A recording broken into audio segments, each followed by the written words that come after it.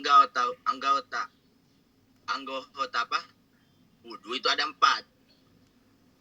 Ini jelas suaranya jelas, Ustaz Adit? Jelas. Oke. Ya kan, pertama wajah, kedua tangan, kemudian kepala, dan kedua kaki. Nah, kenapa di dalam wudu itu yang dipardukannya itu 4 anggota tersebut? Kenapa nggak yang lain? Padahal anggota manusia itu ya selain ada 4, masih ada lagi. Ada yang bisa jawab ya nggak? Dahi. Enggak, maksudnya kenapa alasannya? Oh, alasannya. Ya, yang hanya disyariatkan itu hanya 4 anggota dalam wudu itu.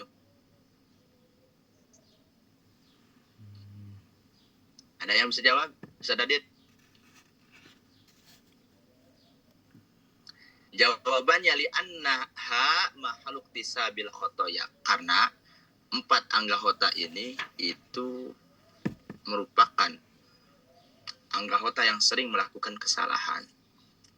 Mulai dari wajah, coba. Dari wajah ada apa? Bibir. Bibir itu seringkali menggibah, memfitnah. Kemudian ada mata. Seringkali kita melihat sesuatu yang tidak layak sehingga kita mencelaknya. Ataupun kita melihat ya hal-hal yang tidak pantas untuk dilihat. Itu wajah. Belum telinga dan lainnya. Kemudian 2 tangan. Di dalam 2 tangan ya kita melakukan sesuatu, bahkan ya orang-orang yang berbuat jahat itu 80% melakukan itu dengan tangan. 80%. Seperti membunuh, kemudian mengambil hak orang lain. Itulah alasannya. Yang selanjutnya seperti maksud ro'si, kepala. Bahkan waktu itu sadar guru anak mengatakan kepala itu ya tempatnya sarangnya kalau kitanya tidak bisa menjaga. Hal kecil di dalam kepala itu ada bibir. Bibir menurut Sayyidina Ali itu seperti anjing yang galak, bahkan melebihi daripada anjing yang galak. Bibir itu multi, artinya bisa dua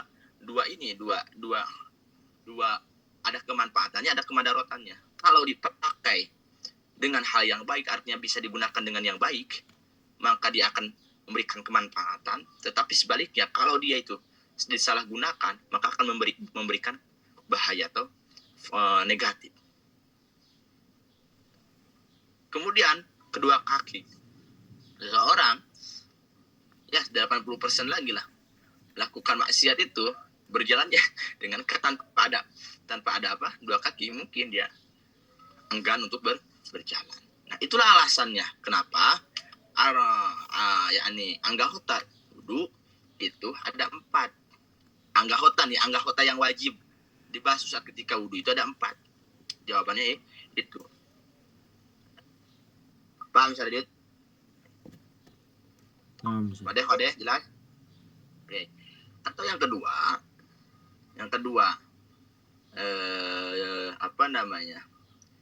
jawabannya itu karena Nabi Adam. Nah, ini oke. Ini ada 2 versi ya. Versi pertama itu jawabannya karena yang 4 anggota itu yang selalu melakukan kesalahan. Yang kedua jawabannya li'anna adama sya'ila syajarah birijlihi. Sebab Nabi Adam itu berjalan menuju pohon yang dimana nanti endingnya akan diturunkan ke bumi itu dengan menggunakan kaki. Yang kedua, wa tanawwala minha biadihi. Saat ketika sampai di pohon tersebut, Nabi Adam itu mengambilnya dengan tangan. Tuh kan. Pertama kaki, kedua tangan. Ini buah khuldibir. Kemudian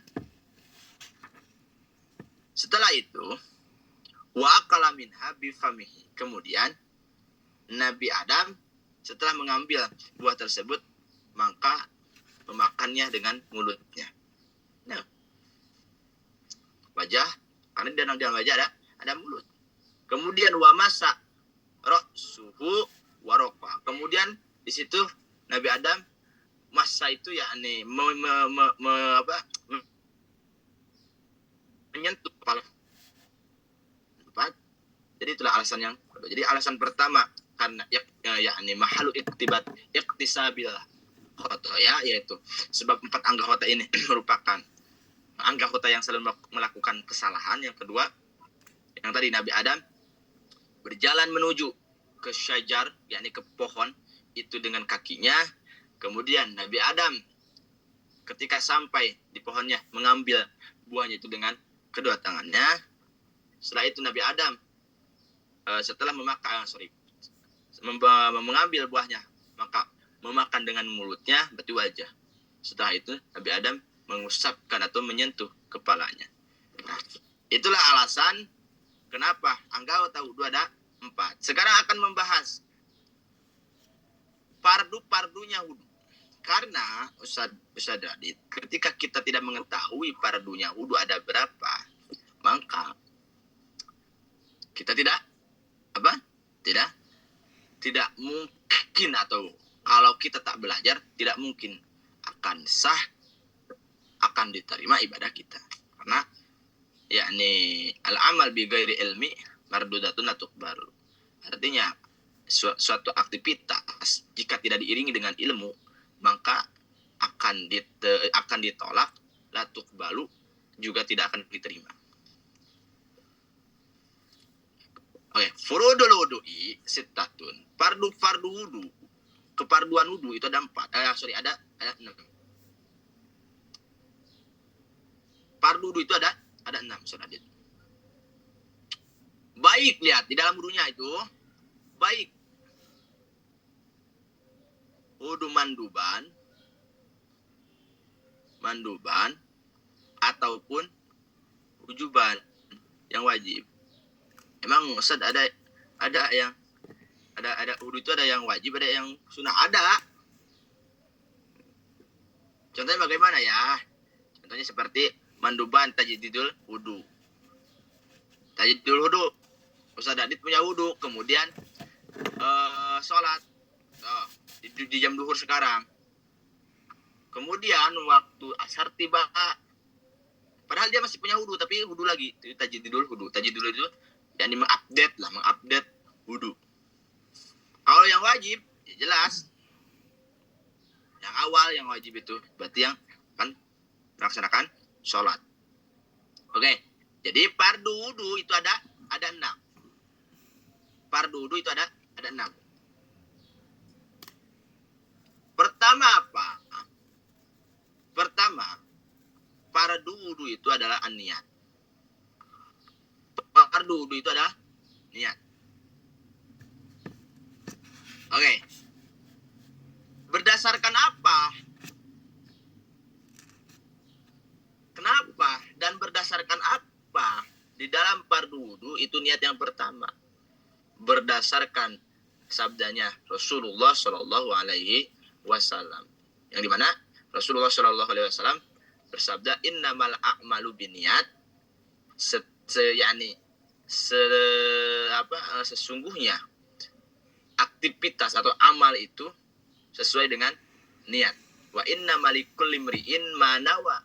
Dan setiap seseorang itu akan mendapatkan sesuai apa yang dia niatkan. Oke, kita akan bahas berdasarkan apa, Cina? Ya, berdasarkan apa? Hadis innamal a'malu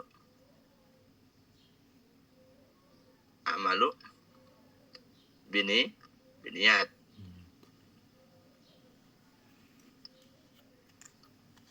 Innamal a'malu biniyat. Oke. Innamal a'malu binniyat, Ustaz Radit. Di sini ada dua versi. Menurut Imam Syafi'i, maksudnya adalah, lihat ini perspektif Imam Syafi'i ya. Innama tasihul amal.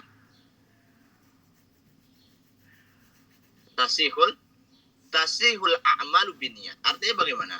Hanya perbuatan itu bisa sah dengan atau tergantung niatnya. Sehingga ketika seseorang wudhu tanpa niat, maka tidak akan sah. Karena fardu wudhu yang pertama adalah niat.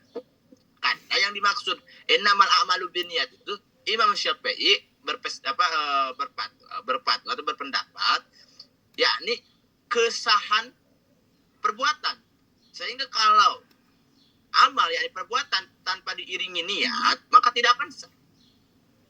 Berbeda lagi menurut Imam Hanafi. Kalau Imam Hanafi, innama itu nanti takdirnya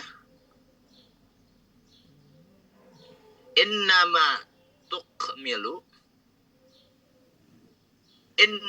tukmilul amal bin niat. Sesungguhnya kesempurnaan amal itu dengan niat. Sehingga Imam Abu Hanifah, beliau tidak menjadikan keparduan di dalam niat. Artinya seseorang ketika wudhu tanpa niat itu sah menurut madhab Abu Hanifah. Tetapi menurut madhab kita, yaitu Imam Syafi'i, maka tidak sah. Karena yang dimaksud innamal amalu binniyat itu adalah innama tasihu, bukan tukmilu. Itu. Jadi antara Imam Syafi'i dan Imam Abu Hanifah, yaitu perbedaannya. Kalau Imam Abu Hanifah hanya kesempurnaan, sehingga kalau tidak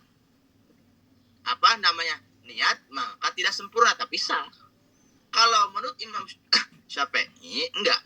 Karena apa? Karena itu merupakan fardu. Sehingga ketika seseorang wudu tanpa niat, maka wudunya tidak sah. Niatnya apa ya? Niatnya nawaitu doa atau nawaitu raf'al hadasil dan lain-lainnya. Atau bisa enggak usah gini? Nawaitu doa lillahi ta'ala, bisa enggak? Bisa. Atau nawaitu raf'al hadas lillahi ta'ala, bisa? Ya bisa. Dan lain-lainnya. Kemudian itu yang pertama. Jadi yang pertama fardu wudu itu sadadit adalah niat.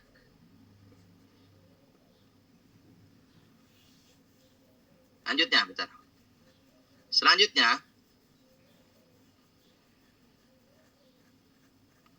yang kedua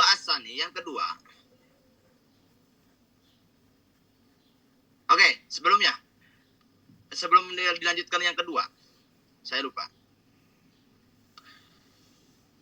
Kapan sih niat itu harus ada? Nah kan, kapan sih niat itu harus ada? Nah, niat ada itu inda awali ghusli juz'in minal wajhi. Artinya apa? Artinya niat ada itu saat ketika di permulaan membasuh sebagian wajah. Nah, ketika contoh antum mengambil air, kemudian Ustaz Radit, ketika air terkena terhadap kulit yang ada di wajah, yakni sebagian wajah, biasanya anak itu awal mula yang anak akan sentuh adalah jidat, mulai dari jidat. Ambil air kemudian kena ke jidat, disitulah masuknya nih niat. Jelas gak? Antum bisa mempraktekannya gak, Ustaz Radit? Jelas. Jelas ya? Oke, itulah niat itu akan terjadi di sana. Bagaimana Ustaz, bisa gak contoh mulanya itu di jidat atau mutlak hanya di jidat, atau mutlak hanya di pipi, di hidung, atau di dagu? Jawabannya ya, mau di arah manapun, yang penting wajah. Mau di arah tengah, arah atas, arah bawah, Ustaz Radit boleh. Tapi harus harus diiringi dengan basuhan tersebut. Paham nggak Ustaz Adit? Naam, Ustaz. Oke, lanjut ya. Afwan, Ustaz. Itu layarnya hilang, Ustaz. Ini layarnya ini ya. Nanti.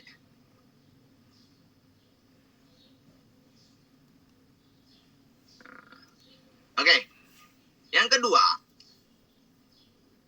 fardu wudu itu adalah ghuslul wajib. Fardu wudu itu adalah ghuslul wajib.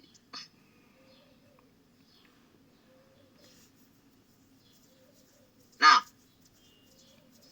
apa itu wajah? Nah, ini kita harus mendefinisikan dulu apa itu wajah, karena banyak sekali orang masih ini di kalangan perempuan pun masih banyak nih. Dia tidak tahu mendefinisi wajah itu apa. Dan batasan yang dibasuh dan ingda ghusli wajah itu ya sampai mana? Oke. Yang disebut wajah itu adalah ma baina manabiti sya'ri ra'sihi wa tahta muntaha lahyaihi wa ma ba'da wa ma baina udun. Artinya gini, yang disebut wajah itu Sadadit anggota yang dimana mulainya lihat dari lebar, mulai dari sesuatu yang manabiti sya'ri ra'si itu apa ya istilahnya, tumbuhnya rambut kepala, berarti di mana? Di atas jidat ya. Lihat lebar di atas jidat. Kemudian sampai ujung dago atau ujung berewok. Apa ya? Ya berewok. Di bawah bibir itu apa namanya yang berbulu itu kalau bahasanya? Jenggot atau berewok. Jenggot ya. Jenggot. Itu disebut wajah. Lebarnya udun ke udun, yakni kuping ke kuping. Itu lebarnya Ustaz Adit. Jadi panjangnya yang disebut wajah itu adalah mulai dari pada anggota yang tumbuh rambut dari kepala sampai ujung dagu. Itu wajah. Dari segi dari segi panjangnya. Kalau lebarnya kuping ke kuping. Artinya suka ada apa ini saya bukan gaji. Ada tulang muda. Tulang rahang. Apa tulang rahang sih? Di kuping. Yang kecil itu apa namanya? Tulang muda ya, ada. Tulang muda tahu kan? Tempat. Di kuping coba antum itu kan ada. Ustaz Adit apa namanya kalau di Kalimantan? Nggak tahu, Ustaz. Yang tempat masang anting itu kan, Ustaz? Itu enggak, bukan. Yang ini ada tulang tapi kayak tulang tapi muda di kuping. Oh iya. Antum ada? Yang di ujung. Nah, itu apa namanya kalau di Kalimantan? Belum tahu juga, Ustaz. Hah? Nggak tahu juga. Tahu juga ya, intinya lebarnya di situ sampai ke sana gitu. Paham nggak? Jadi lebarnya itu uzun ke uzun, kuping ke kuping. Itu aja. Jelas Ustaz Adit? Jelas gak Banat? Jelas. Oke. Itulah yang dinamakan wajah. Nah, oke. Di antara keparduan membasuh wajah itu berikut syu'uruh, yakni berikut bulu-bulu yang tumbuh di wajah. Seperti saya itu kan brewok. Saya itu berkumis kan. Kemudian brewok. Yakni halis saya ya tebal lah katakan. Nah, berikut apa Ustaz Adit? Berikut bulu-bulu yang tumbuh di dalam wajah seperti hajibain, kedua halis. Itu harus dibasuh. Kemudian syaribain, yakni syaribain itu ya kumis sama jenggot dan lain-lainnya. Paham ya? Contoh antum musadadit, antum kan insya Allah kalau di Mesir tuh pasti berewok. Antum contoh berewok musadadit. Maka ya saat ketika antum wudu itu harus hati-hati.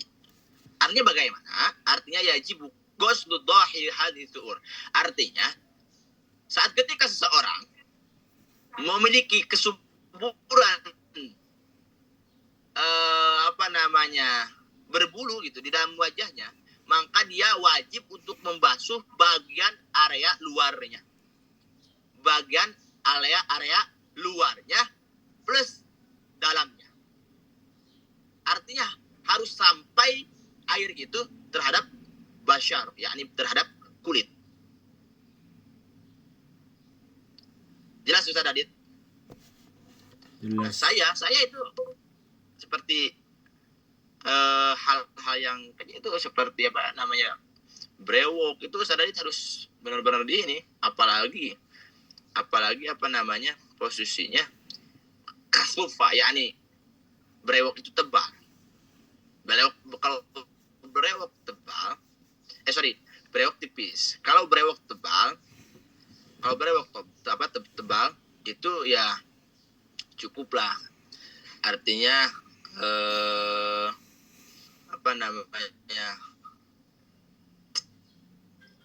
yang harus dibasuh itu ya dohirnya saja gitu. Kalau kasufa ini tebal.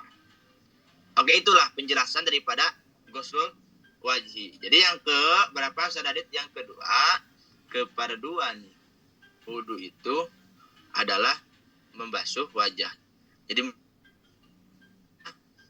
dari anggota yang tumbuh rambut kepala sampai bawah dagu kan, kemudian lebarnya kuping ke kuping. Kemudian wajib bagi kita kalau memiliki subur bulu tumbuh di dalam wajah, maka harus dibasuh. Kemudian astalis yang selanjutnya, keparduan wudu itu adalah ghuslul yadain ma'al mirfaqain, ya. Ini membasuh kedua tangan sampai kedua sikut.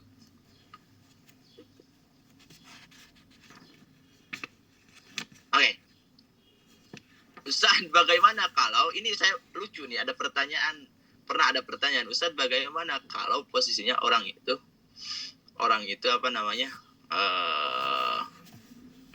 tidak memiliki kedua tangan. Ya, jawabnya jangan dipaksakan. jangan dipaksakan. Artinya nggak boleh kita contoh saking kita memiliki asumsi bahwa kedua tangan itu wajib dibasuh saat ketika wudu. Saking wajibnya contoh antum misalnya dia contoh meminjamkan dulu tangan orang lain, nggak bisa. Artinya di sini inda faqdiha ya udah nggak usah karena Islam itu nggak memaksakan, artinya tidak membebani terlalu beban gitu.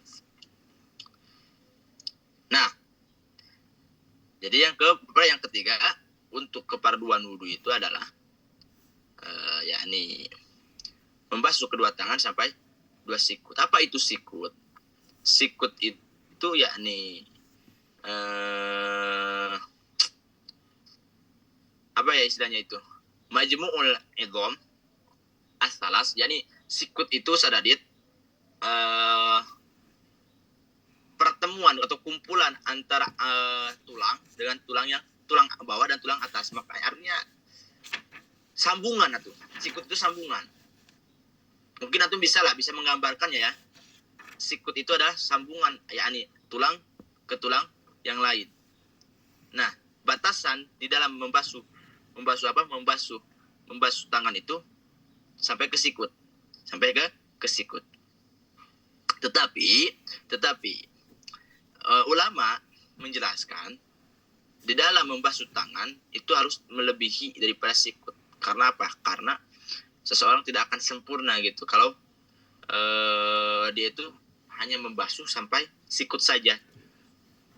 Ziyadah yakni ziyadah suwaya ya ziyadah sedikit untuk tambahkan agar supaya apa? Agar supaya lebih sempurna gitu. Paham ya? Jadi jangan sampai bukan berarti ini tidak sah ya, cuman ini membicarakan ketidaksempurnaan gitu. Kalau ingin sempurna di dalam membasuh kedua tangan, maka basuhannya itu harus lebih sedikit daripada birfaqeh, yakni daripada sikut tersebut. Oke, yang keempat, di dalam keparduan wudu itu adalah mashu syai'in minar ra'si. Di sini bukan membasuh tetapi apa? Mengusap. Ini ya, lihat. Syai'in kalau istilah ilmu nahwu itu segatul am, yakni kalimah yang umum, maknanya itu sesuatu itu umum. Lihat, mashu syai'in minar ra'si, yaitu mengusap sesuatu dari kepala. Lihat, sehingga saya pernah bukan debat ya istilahnya ya, mudzakarah. Ada orang yang punya asumsi, punya pemikiran bahwa di dalam membasuh di dalam fardu wudu itu harus apa?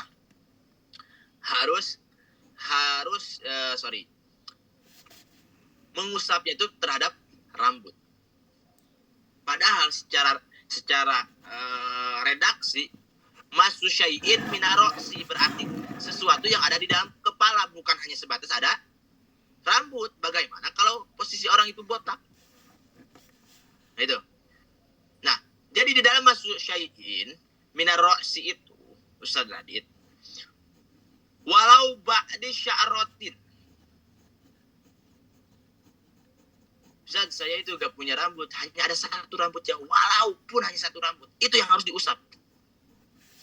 Karena syai'in itu tidak mutlak. Atau Ustaz, saya itu tidak punya apa? Tidak punya rambut. Au qadriha minal bashar. Ya udah kulitnya aja. Paham Ustaz Radit? Cuman, oke, keumuman aglabiyah seseorang di dalam kepalanya mesti ada rambut. Itu doang. Gitu. Sehingga rambut itu dijadikan alasan bahwa wajibnya untuk diusap. Tapi yang sering terjadi pun ini, terkhususnya nih golongan para perempuan nih, di dalam rambut yang diusap itu ada syaratnya. Yani syarat daripada rambut yang diusap kalau ingin sah, maka diusapnya itu ala yakhruja an hadir ra'sihi min jihad nujulihi. Tidak boleh mengusap rambut yang sudah keluar di area atau di batasan kepala. Antum bisa mengilustrasikan nggak, Ustaz Adit? Hah? Gimana itu? Nah, lihat. Ini kepala kan? Ini contoh kepala. Ini saya gambar dulu ya. Ini kepala. Lihat. Ini kan rambut ya. Ini rambut. Nah, nggak boleh seseorang itu mengusap rambut yang sudah keluar di area apa? Kepala. Nah, wanita itu kan panjang rambutnya. Kemudian, nah ini rambut, contohnya rambut. Ini andaikan rambut. Gak boleh wanita itu, lihat, mengusapnya di sini. Gak boleh. Apalagi di sini. Harus di mana? Harus di sini. Jelas gak? Oh, jelas. Jelas gak, Ustaz Adit? Hah? Jelas. Contoh, ini rambut wanita ya, panjang ya. Nah, gak boleh di sini. Gak boleh di sini. Karena ini rambutnya sudah sudah keluar dari area kepala min jihati nuzulihi, artinya dari segi turunnya. Di mana? Ya di sini harusnya. Jelas Ustaz Adit? Ya jangankan ya cewek ya, antum pun Jelas. karena antum kan rambutnya panjang kan Ustaz Adit ya. Ini kan sepaha kan. Enggak. Lanjut. Itulah.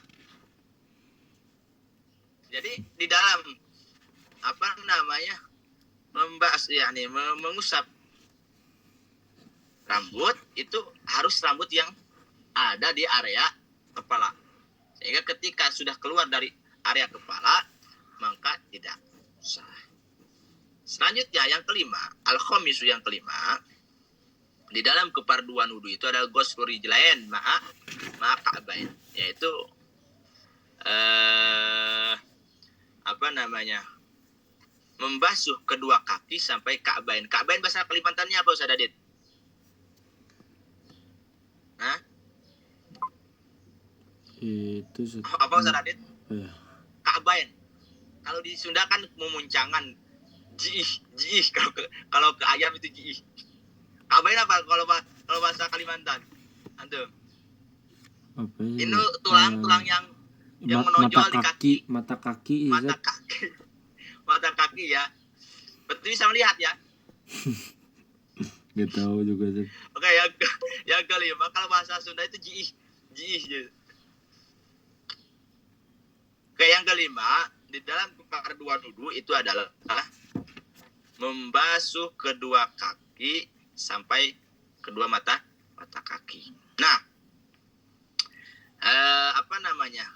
Lalu bagaimana Ustaz? Andai kata seseorang itu tidak memiliki mata kaki. Paham gak Ustaz Adit? Emang ada coba tuh cek di TikTok atau di sosial media. Ada orang yang tidak memiliki mata kaki. Lalu Ustaz Adit, batasan basuhnya itu sampai kemana? Paham nggak? Apakah sampai ke apa namanya, ke dengkul? Maka jawabannya ya batasannya sampai mahaliha al-muqtad, yakni sampai mata kaki, tapi lihat dulu mata kaki orang yang normal.